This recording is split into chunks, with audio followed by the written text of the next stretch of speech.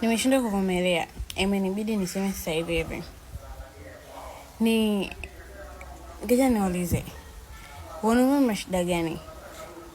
Nimetoka dukani sasa hivi.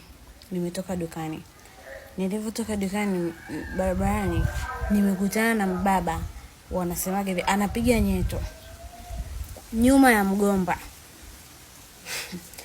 Bora tayari si nyuma ya mgomba. Huyo mbwana nyuma ya mgomba, mbaba mtu mzima. Wanaume mna shida gani? Wakati kuna watoto wamaliza, watu wako nyumbani sasa hivi, kuna wadada kila kona hapo, kuna wale wakataka kusoma, mnashinda kutafuta dada jamani, mnapiga nyeto nyuma ya mgomba. Hasa hii ni kali ya mwaka. Kama ndo mlivyoamua kujiamulia au mwaka mmeshajiamulia vya kutosha. Anapiga nyeto nyuma ya mgomba, mbaba mtu mzima. Na wadada wakati wamejaa wadada kede mtaani.